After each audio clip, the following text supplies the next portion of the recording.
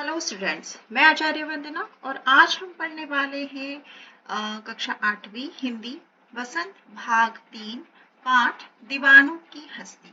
तो बच्चों, दीवानों की हस्ती जो कविता है वो लिखी गई है कविवर भगवती चरण वर्मा जी ने।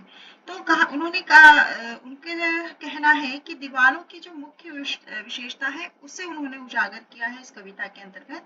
तो कवि कहता है कि वे कभी किसी एक जगह बंधकर नहीं रहना चाहते हैं, है ना। जो दीवाने होते हैं तो उनके लिए कहा है कि वे कभी एक जगह बंधे नहीं होते हैं। वे एक जगह से दूसरी जगह घूमते रहते हैं, कभी यहाँ तो कभी वहां रहते हैं। लेकिन ये दीवाने यूं ही निरुद्देश्य नहीं घूमते हैं, यानी कि इनका भी एक उद्देश्य होता है। तो इनके घूमते रहने का जो मुख्य उद्देश्य होता है वो है संसार के लोगों में हर्ष और उल्लास बांटना, यानी कि खुशियां बांटना। तो अर्थात वे लोगों के बीच में सुख दुख बांटते चलते हैं, गरीबों के बीच अपना प्यार उंडेलते हैं। वे जो अपमान की जो भावना है उससे रहित होते हैं। हर्ष विषाद का उन पर कोई असर नहीं पड़ता, यानी कि खुशी और दुख का उन पर कोई असर नहीं पड़ता है। वे तो हर परिस्थिति में हंसना जानते हैं और हंस हंस कर आगे बढ़ना जानते हैं। शायद इसीलिए उन्हें दीवाना कहा गया है। ये ऐसे दीवाने हैं जो अपने बनाए बंधनों में जकड़े होते हैं और जब जी चाहा उनसे मुक्त हो जाते हैं। तो उनका जीवन पूरी तरह से अपना होता है, यानी कि स्वयं का होता है, वो किसी के बंधन में नहीं रहते हैं। वे बिल्कुल स्वतंत्र हैं।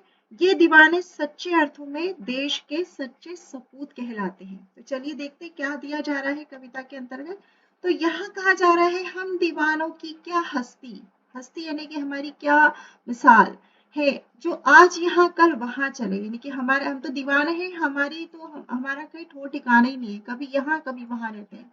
मस्ती का आलम साथ चला, हम धूल उड़ाते जहां चले। आए बनकर उल्लास अभी, आंसू बनकर बह चले अभी। सब कहते ही रह गए, अरे तुम कैसे आए, कहाँ चले। तो इन पंक्तियों में कवि जो है वो कहता है कि हम मौज मस्ती से जीने वाले जो लोग हैं उनका क्या अस्तित्व है ना। हस्ती यानी उनका क्या अस्तित्व है, उनका क्या ठहराव है, यानी कि वो एक जगह रुकते ही नहीं है। हम आज यहाँ हैं और कल न जाने कहाँ होंगे।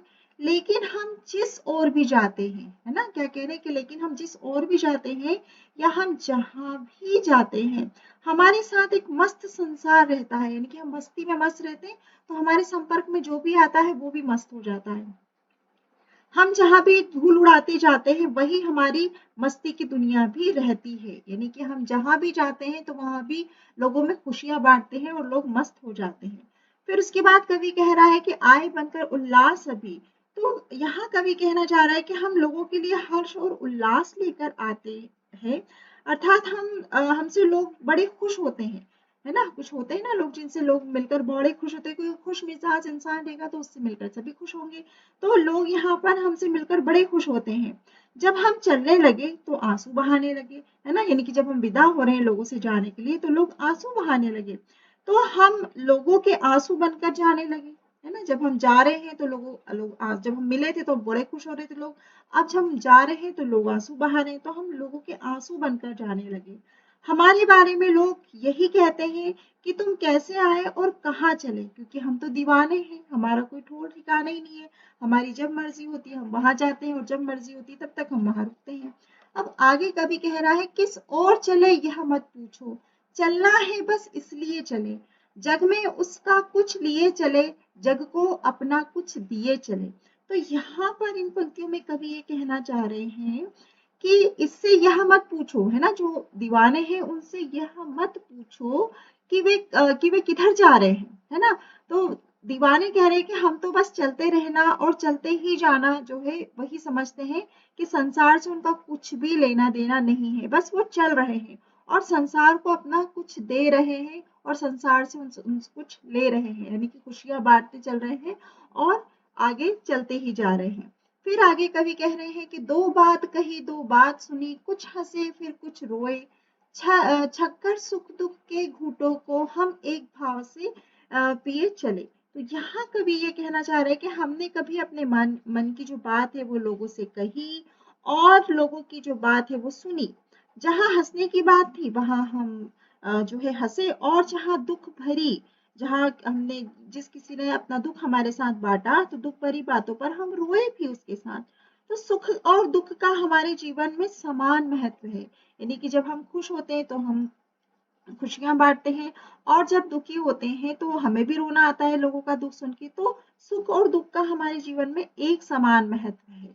फिर आगे कवि कह रहे हैं कि हम किसी भी स्थिति में विचलित नहीं होते हैं, यानी कि खुश होते हैं तो भी और हम ज्यादा उड़ते नहीं है, और दुखी होते तो भी हम ज्यादा निराश नहीं होते, हम एक ही भाव लिए चलते हैं, यानी कि सुख और दुख हमारे जीवन को ज्यादा प्रभावित नहीं करता है। अब आगे कवि कह रहे हैं कि हम भिकमंगों की दुनिया में स्वच्छंद लुटाकर प्यार चले, हम एक निशानी सी उर पर ले असफलता का भार चले। तो अब यहाँ कवि ये कहना चाह रहे हैं कि इस संसार में जिसे देखो वही भिखारी है ना। भाई जैसा आप लोगों के साथ व्यवहार करते हैं वैसे ही करते हैं, मतलब कि लोग लेन देन पे ज्यादा विश्वास रखते हैं। तो इसलिए कवि यहाँ पर कह रहे हैं कि जिसे देखो वही यहाँ पर भिखारी है। इन भीख मांगने वालों की जो दुनिया है ना, उसमें हमें खुशी खुशी अपना प्यार लुटाकर जा रहे हैं। हम इन पर भी जो भिखमंगे हैं इन पर भी हम खुशी खुशी अपना प्यार लुटाकर जा रहे हैं। हमारे मन पर असफलताओं की एक निशानी सी है, और उसी का भार हमारे मन पर है, मतलब कि लोगों के जो स्वार्थ परकता है उसे देखकर हमारे मन पर एक असफलता का भार है कि लोग कितने स्वार्थी हैं। लेकिन वो उनका व्यवहार है, उसे तो हम बदल नहीं सकते, इसलिए हम तो दीवाने हैं, हम तो अपनी मस्ती में मस्त रहते हैं, और हम एक स्थान से दूसरे स्थान लोगों में खुशियां बांटते चल रहे हैं।